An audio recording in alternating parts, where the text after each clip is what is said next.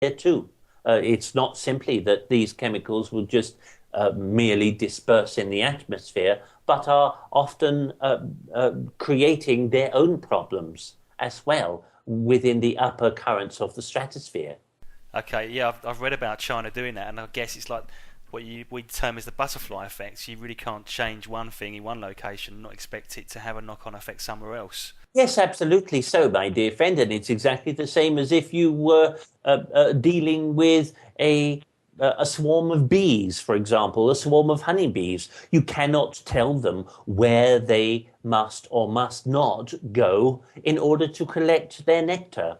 In fact, they will judiciously try to swarm over even genetically modified crops as well as ordinary or organic crops. This then, of course, brings into question the whole situation of how that then, in due course, affects the bees' metabolism themselves, being that they actually subsist on it.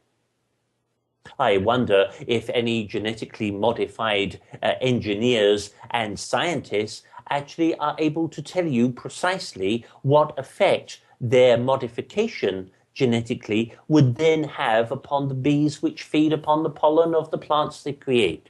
Going back to the Yes, the sorry. climate research unit thing, so you mentioned that on one hand you have a group of people who've got a vested interest, obviously with the oil companies or anybody like that. They obviously don't want to recognise climate change because they want to continue earning money from oil.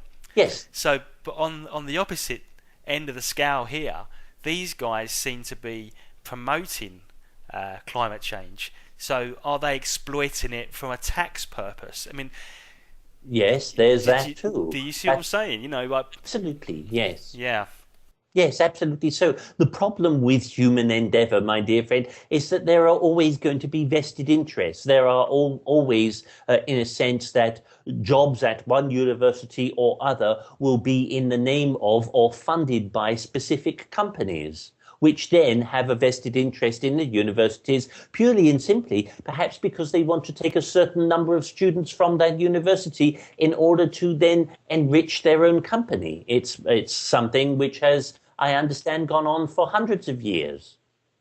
In this case and state of education, I think it is, in a sense, the morass of human understanding that then appears to be that even education comes at a price, and it's usually at the price of the behest of one company or another, and that is a great sorry tale for humanity, I feel.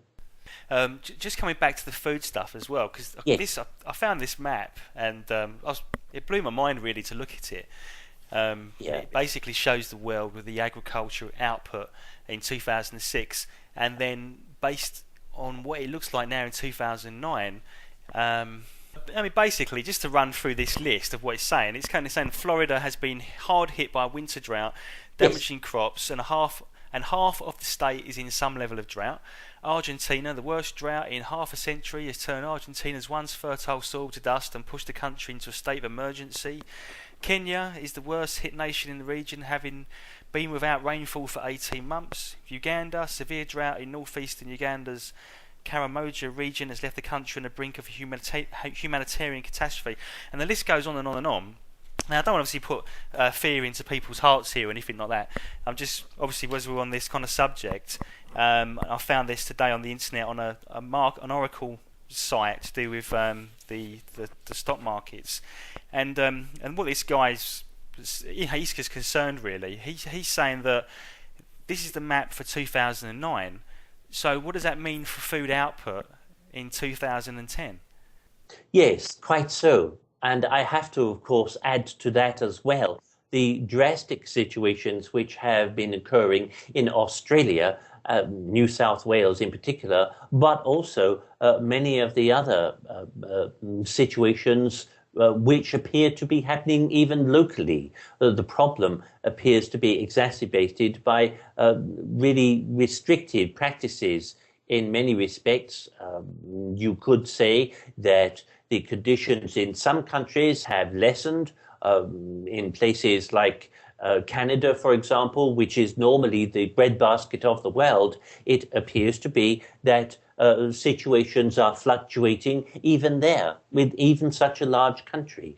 And so you do have very great problems which are continuing to rise. The problem continues to be exacerbated, not least by the situations perhaps that this would mean that maybe genetically modified products would become more agreeable if it were then that this also is then suited to human beings. That perhaps it would be more so that more forests are actually stripped away, most certainly in well, many isolated situations where rainforest is taken away purely and simply to enhance the use of uh, vegetable the methane no, not methane, the situation from vegetation to do with ethanol, and that is also